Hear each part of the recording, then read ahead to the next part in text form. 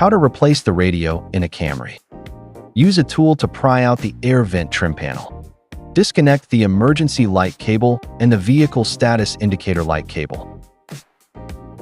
Use a socket tool to remove the two fixing screws at the top of the OEM head unit. Use a tool to pry out the center console panel. Shift the gear into D and unscrew the gear shift knob. When lifting the center console panel, be careful to disconnect all the connecting cables on the back. Next, use a socket tool to remove the two fixing screws at the bottom of the OEM head unit. Remove the OEM head unit and disconnect the cables at the back of the unit.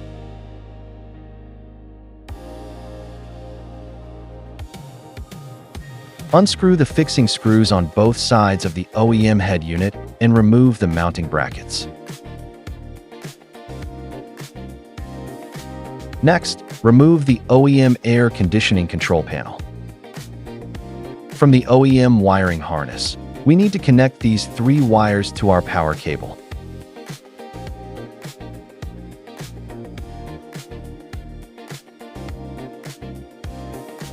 This cable is also the steering wheel control cable. If your Camry is a newer model, you need to connect this one. This radio antenna cable must also be connected in newer Camry models. However, if your Camry is an older model, these 2 cables can be disregarded. Next are the steps for installing the camera. First, open the trim panel on the tailgate. Then, locate the positive wire of the reverse light. Connect the red wire of the camera extension cable to the reverse light's positive pole. Install the camera behind the license plate. Route the cable through the license plate light housing into the vehicle interior and connect it to the camera extension cable.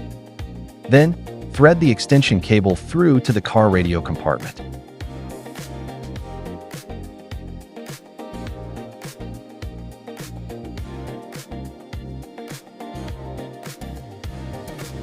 Connect the reverse camera extension cable to the reverse trigger wire.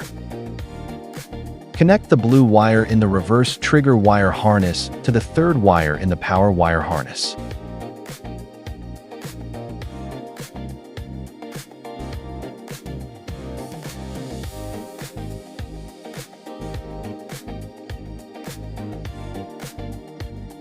Next, take our device and connect it to the air conditioning control panel.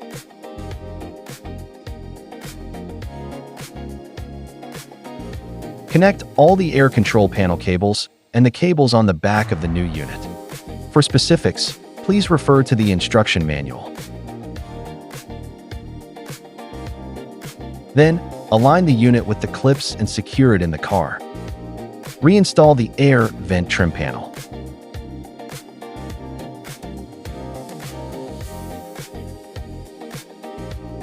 Reinstall the center console panel. Note: ensure all internal cables are reconnected to their original positions. The installation is now complete.